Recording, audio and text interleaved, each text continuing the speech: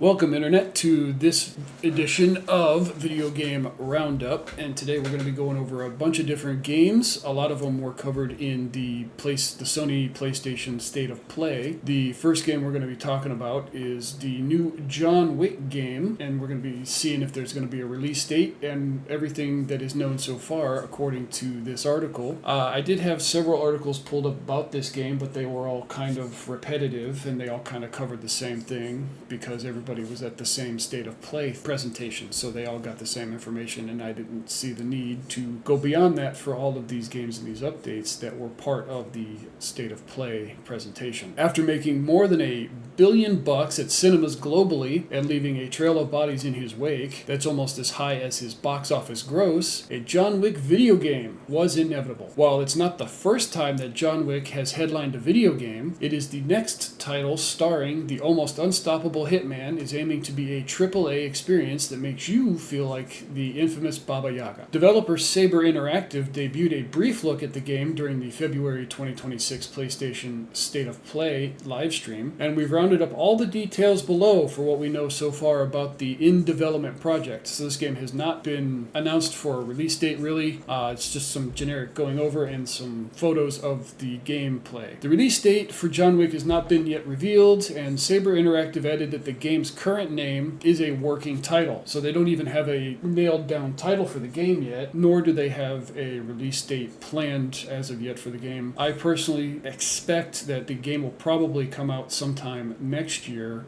rather than later this year. Although I suppose if they really crack at it, they could get it out later this year, but I suspect that if they did that, it would be rushed and it wouldn't be a very good game. I would like to see a release date sometime, maybe this time next year or summer of 2027 personally, and I think that would be plenty of time to get a decent game out. The John Wick story is set several years before he's accomplished his impossible task that earned him his freedom. Saber says the game addresses a significant time in John Wick's life. It will expand on the franchise's lore and will feature several familiar faces from the films. Oh, so this is going to cover the his impossible task that was alluded to in the movies, but was never really expounded upon in the films. Which, if they include his impossible task as the last mission for this game, I think it would make this game tie in fantastically with the movie. According to Saber, the single-player third-person action game will feature an adrenaline-fueled gun-fu fighting style for players to master and will draw on signature elements from the John Wick movies. That includes intense driving experiences, unique camera angles, and environments full of makeshift weapons to utilize in combat. Just remember that if you see John Wick holding a pencil, run. So that's pretty cool, where you can use the environment to your advantage,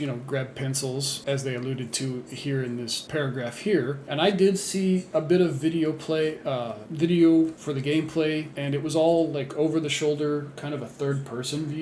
And I don't know if that was by default or if it allows you to change the camera angle, and that's just what they went for during the playthrough preview. Saber says it's aiming to create an experience that blurs the line between movies and video games. We are creating new, high-stakes, fully interactive mechanics that make players feel like they are in a John Wick movie. By playing the role of the Baba Yaga himself, the studio said in a blog post, we are creating rich, neo-noir environments that will also contribute in a major way to creating a thrilling experience. John Wick is about the fine details and iconography present throughout various locations and environments that players can visit during the course of different missions. Combat is also being designed to mimic the action seen on the big screen, and Saber says it is developing a distinct system from the ground up that will mimic John Wick's talent for violence. So I'm hoping that this won't just be another Hitman style game, and that the action that you participate in the game will actually be somewhat advanced beyond that. And while, like I said, the Hitman games were fun, don't get me wrong, but at this point, with what they're promising in this article at least, or alluding to in this article, I would expect something more than just the basic Hitman style. And one of the questions that they're posing here is Keanu Reeves involved? Yeah, we're thinking he's back. Saber Interactive has confirmed that Reeves will not only voice Wick, Wick and provide his likeness, but he will also be involved in the game's production alongside John Wick franchise director Chad Stahelski, and isn't the first time Reeves has voiced a video game character, and as we all know, he was Johnny Silverhand in Cyberpunk 2077, and I think he did a fantastic job for that one, honestly. He also voiced Shadow the Hedgehog in the Sonic the Hedgehog movie, Sonic the Hedgehog 3 movie, and we'll check out the trailer here after that. Oh, so it just looks like it's just some photos of gameplay here, so that's pretty cool. Alright, you know what, let's just do a view all, maybe? Okay, so it won't let me show all of them all at once. Okay, but yeah, these are the photos. I think these are really good photos of the gameplay. All right, now let's check out this trailer. It's the official... Oh, I guess I can't because I'm not signed in and it doesn't want me to be a bot. So we won't be watching the trailer. But if these photos are anything to go off of, I expect great things for the John Wick video game. In other news... For Castlevania, pre-orders are now available for Belmont's Curse. Castlevania fans have been waiting years for a new game to be announced, and at long last, the drought is finally over. During the PlayStation State of Play, Castlevania Belmont's Curse was officially revealed, and the game features some impressive developer pedigree behind it. It's priced at about $40. Physical PS5, Switch, and Xbox Series X versions of the game are now available for pre-order through Amazon and Best Buy ahead of its release that's going to be later this year. It is set 23 years after Castlevania Dracula's Curse. The new game follows Trevor Belmont's successor's journey across Paris in 1499. With the streets engulfed in flames and monstrous creatures on the loose, this young protege has the skills to save the city from the brink of destruction. Pre-order bonuses have not yet been revealed, but Konami did reveal that this new entry in the series will place a strong emphasis on using the Vampire Killer Whip to fight back against the darkness and explore secret areas in Paris. Belmont's Curse features a colorful take on the signature gothic art direction of the franchise, and players can also assemble an arsenal of monster-slaying tools during their journey. Castlevania Belmont's Curse is being developed by Dead Cell Studios, Motion Twin, and Evil Empire. Motion Twin's roguelike gameplay quickly became a fan favorite after it launched, and it had a long shelf life thanks to several well-received expansions by Evil Empire, including an official Castlevania expansion that kept the torch burning for the franchise. Evil Empire also worked on the Rogue Prince of Persia, which reimagined the classic series as a fast-paced roguelite with some Dead Cells DNA. The new Castlevania game hasn't been described as roguelite experience, and the gameplay for it so far suggests that it'll stick to the series' roots with its mix of action and platforming. It's one of the several big games from Konami, as the publisher also revealed that Metal Gear Solid 4 Guns of Patriots is finally coming to new platforms. It'll be included in the Metal Gear Solid Master Collection Volume 2 alongside the HD remaster of Metal Gear Solid Peace Walker and the Game Boy Color spin-off Metal Gear Ghost Battle. Fans of psychological horrors can also brace for some terror in Silent Hill Townfall later this year, or if you're into some retro-flavored gaming, the Super Bomberman Collection is coming out later this year as well. And speaking of Silent Hill, you can now pre-order Townfall through Amazon and Best Buy as well. Silent Hill has made a big comeback in recent years, and the current renaissance of psychological horror isn't over yet. The next game in the series, Townfall, is out later this year, though it doesn't yet have a specific release date. Nevertheless, if you're feeling brave, you can pre-order the $50 physical edition for PS5 through Amazon and Best Buy. Real quick, I kind of want to tangent off here and say, do you notice that Silent Hill, like games for PlayStation are $50, while games that are coming out for PC and Xbox regularly are right around the $70 area? It's a little ridiculous. Anyway, pre-order bonuses for Silent Hill Townfall have not yet been revealed, but a few details on the game have emerged. Set in 1996, players will step into the boots of the game's protagonist, Simon Ordell, and explore the foggy Scottish seaside town of St. Amelia. Haunted by strange monsters, Ordell will have to decide when to fight and when to run, and to aid him, he has a handheld TV that helps him when he uses his stealth. Enemies appear in the small screen as blobs of static, and Ordell can use it to uncover the mystery of St. Amelia. Developed by Scottish studio team Screenburn and published by Annapurna Interactive, the game is also played from a first-person perspective. This is a big departure from previous Silent Hill games which were all third-person psychological horror games. And as mentioned above, Silent Hill has been on a roll lately, Briefly, Blobber Team is currently working on a remake of the first game, but if you're looking to experience some of its unique brand of horror right now, you can pick up the physical editions of the Silent Hill 2 remake and last year's critically acclaimed Silent Hill F at discounted prices. PC players can also save on the digital version of the game via Fanatical. Buying at Fanatical gets you an official Steam key, and these are the other prices for all of these different versions. Silent Hill Townfall is just one of several new pre-orders that have gone live this week. Konami also revealed several more games on the way as it has dug into its vault to resurrect some classics from yesteryear. After years of being trapped on PS3 consoles, Metal Gear Solid 4 Guns of the Patriots will finally be coming to new platforms in the Metal Gear Solid Master Collection Volume 2, along with a few other games in the series, and again, as mentioned before, the Super Bomberman, and also the Castlevania. Another game that's coming out is Death Stranding 2, and the PC release dates and various other features have been revealed. This new one is called Death Stranding 2 On the Beach, and the big news is that the game will no longer be limited to just one platform and is headed to PC, and sooner than you would expect, it will also, with more bonuses than you would expect. The full technical specs and exclusives for DS2 on PC. So it's confirmed that Death Stranding 2 On the Beach is set to release on PC on March 19th, 2026, so be on the lookout for that, with pre-orders beginning today on both Steam and the Epic Games Store. According to Jay Bohr, head of publishing at Kojima Productions, the game will arrive on the platform with several enhancements, including upscaling and frame generation support from NVIDIA, AMD, and Intel, alongside unlocked frame rates. If you are a performance enthusiast, you have plenty of reason to be excited. The game features support for 21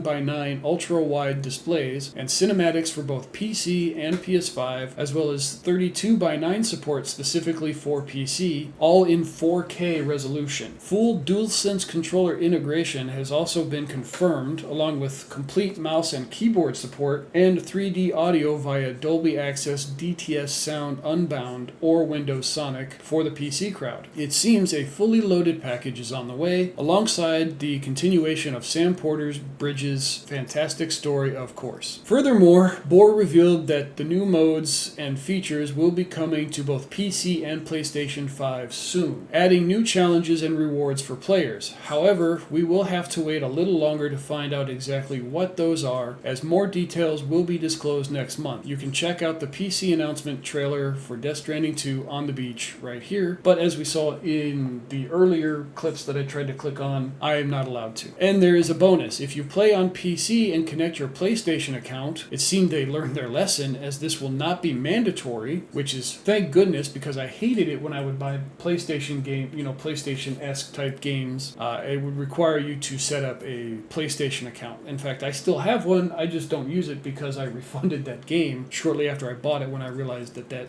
was required. You will also earn exclusive in-game patches for backpack customization and a unique suit inspired by the PlayStation logo. I swear if it's just like an Iron Man suit with a big PS on the chest, that would be super disappointing. And there is also a No Man's Sky update. This one will let you do some space trucking, apparently, according to this article. 10 years after its initial release, No Man's Sky is still getting new updates. Over the years, the experimental sci-fi exploration game has added features like a third-person camera, VR support. Ooh, VR support. I may actually have to get this game because I love playing games in VR, and I think this would be super cool. PS5 and Nintendo Switch ports, improved combat, endless customization options, pirate enemies, and even fishing. Why does every game have fishing? That is a good question. Why do developers feel the need to put something like fishing in all of the video games, unless these, releasing it for like the unks to sit there and just fish instead of actually going through and playing the game? Although it does kind of add a additional thing to collect, and it forces people to play the game more, especially if the fish that are required to catch to meet the achievement are hard to catch. So you just force additional gameplay at that point. So that might might be why is forcing gameplay. It doesn't matter, it's just one of the countless ways to kill time and have fun, solo or with pals in No Man's Sky. The latest No Man's Sky update, entitled Remnant, allows players to channel their inner deep purple and go space trucking around the stars. The update introduces flatbed trucks to haul salvage across various locations, finding wrecks, stripping them for scrap, and delivering them to junkyards for fun and profit. Additionally, trucks can be customized to run on tires, treads, or even spider legs, trading speed for maximum utility. But how will you carry such heavy chunks of debris? Why, with a frickin' Half-Life 2-esque gravity gun, of course. So they're going to let you walk around with an anti-grav gun to...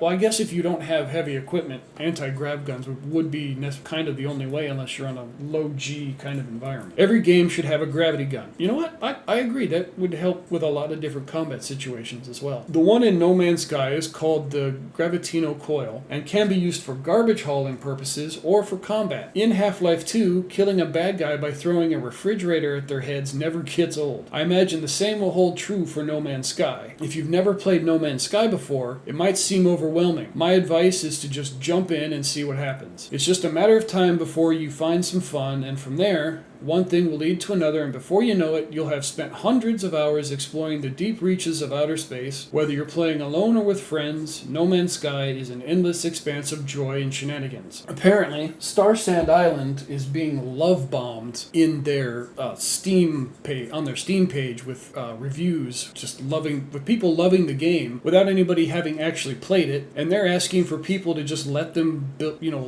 the game without all this added pressure. The studio behind the recently released Star Sand Island has taken the unusual step of calling out people praise-bombing its game. Oh, earlier when I loaded this article, it said they were still developing it and they just wanted to be left in peace. But the anime-inspired Cozy Life Sim was released in Steam Early Access on Xbox Preview on February 11th and is also available on Xbox Game Pass. However, Chinese developer Seed Sparkle Lab has posted an update on the game's Steam page questioning the positive response it's been getting. Yeah, it seems, from what it sounds like, initially at least, it sounds like they're being botted with praise, which is just as sketchy as if they were getting hate bombed. We've recently noticed a large number of overly positive praise comments about our game appearing across various social platforms, the studio wrote. At first, we believed this meant our game was being recognized and appreciated. However, we soon noticed something unusual on Steam. Some comments were posted after very short playtime were released at nearly the same time, appearing to be AI generated. Yeah, so they're being botted with love bots, apparently. This made us realize that something might not be right. Is this some kind of overpraise as an attack? We have no concrete evidence, but it does feel as though someone may be doing this intentionally. And they very well might have a rabid fan that was willing to pay to have the bots, spam their Steam page and other various social medias with praise, and they're trying to boost the game so that way it gets out there, because the way the algorithms are written, at least on social medias, the more interactions your post gets, the farther reach it gains, so that way it reaches more people for them to interact with it until eventually it balances out, and the amount of interactions your post got kind of balance with the amount of people that have seen it, and when people stop interacting with it, it stops spreading. This made us realize that me doing this intentionally. What makes it even more puzzling is that this approach is not cheap. Since leaving a review requires purchasing the game, we later discovered that some of these accounts refunded the game after posting their reviews. Okay, so they're buying the game, posting a review, and then refunding it? That just seems kind of stupid. So it's not even bots.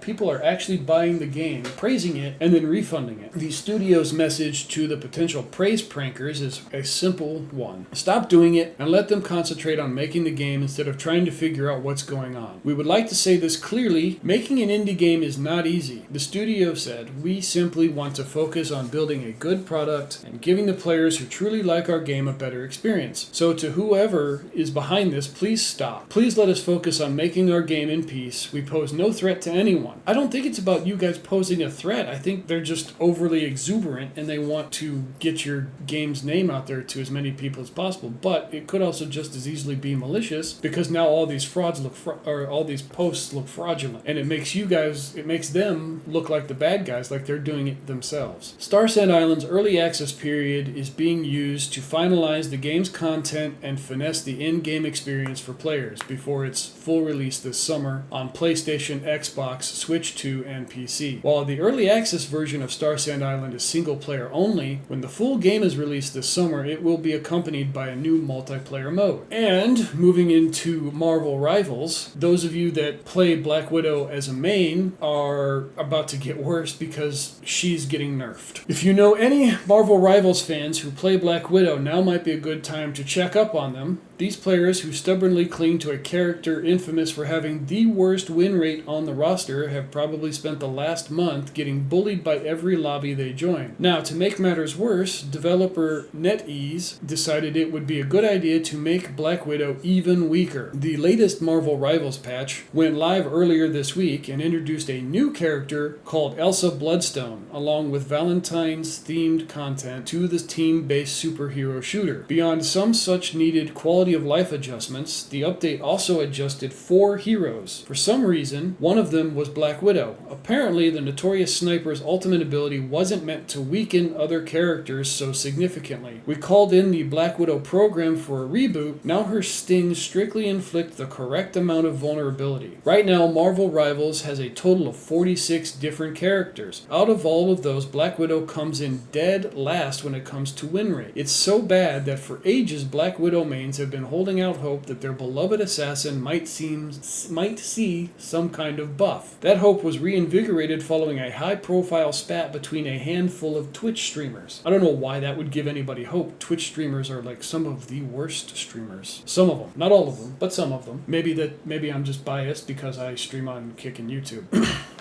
Back in late January, one influencer was pushed out of a $40,000 Marvel Rivals tournament after being placed in a group with a teammate who favored Black Widow. I remember reading about this. It actually made the rounds in YouTube videos for a few days. The guy was trying to convince the team that he was subbing in for to have somebody learn how to play with Deadpool, and they steadfastly refused and basically essentially trolled their own team by playing Black Widow and forced their team to lose, essentially, and they did it on purpose. The influencer tried urging his teammate to switch to a different character so their group would have a better chance at winning. He was hoping to use the winnings to help pay for his college tuition. News of the teammate's refusal to play nice and the consequent ban led to hell breaking loose within the community. The topic burst out of Marvel Rivals bubble and into the mainstream gaming discourse. This single YouTube video on the topic, for example, has amassed 4.3 million views, and it was just one of many Black Widow drama posts across social media platforms and major news outlets. The kerfuffle involved specific people, but the backlash hit Black Widow mains at large. Shortly after, Black Widow mains were reporting that they were getting ridiculed and bullied in nearly every match. Sometimes players claimed teammates would leave matches the moment they noticed a Black Widow player in them. And honestly, given the amount of shenanigans that was surrounding the player that refused to play any other character, I kind of see why, because if you associate people who play that particular character to act like that, and that's your only experience, you don't want to be associated with that in any way on your team, so you would leave too, I would imagine. I probably would, at least more than once. It was a bloodbath of negativity, but many Widow mains tried to look on the bright side. Maybe now, after all this negative attention surrounding the hero, NetEase would be compelled to give Black Widow some love, right? No, they made her worse so people stopped playing her. But Black Widow's cosmic misfortunes have only grown worse with the latest Marvel Rivals update. If the community was in a bad place a month ago, the patch is threatening to turn everyone into the Joker. Some players are wondering if it's time to abandon ship. I would have abandoned it a long time ago. Nearly everyone is mourning or can't stop cursing. There's no effing way these effing a-holes nerfed Widow's ult, one player exclaimed in an angry thread discussing the changes. If the only thing going for a character is the ultimate attack, which is only a rarity that you get to use in a match, why would you be holding on to that character just for that? And then there's all of these Twitter posts of everybody just being angry. This one here is from Marvel Rivals itself. It says, "Heads up, Rivals. A new hero balance update is coming. We've adjusted and tweaked some heroes for Season 6.5 to keep things fresh and to keep the battlefield ignited. Check out the full announcement here." And then this person replying, "Still no Widow rework or micro buffed after the Zaza situation." At this point, the question has been asked, should they just remove Widow? Somebody who mained Widow asked, and she's not getting a rework, so nobody's going to play her. She's never going to be the meta. She will always be a throw character, and people will always instantly try to ban her if you pick her in comp. The post continued. Well, of course they will. Why would they let you continue to play a character that's arguably the worst in the game? While some people are debating what to do next about the neglected hero, others are treating it like the final nail in the coffin. The devs barely knew her, and District Hitscan had never accepted her as one of their own, one fan eulogized. In a few years, there would be a vague memory that a girl had once sung in the Red Room, and then that would be forgotten too. Goodbye, Black Widow. We hardly knew you. Be sure to like the video and subscribe to the channel, and we'll keep you updated on future updates as well. Thanks, everybody. Have a good night. Bye.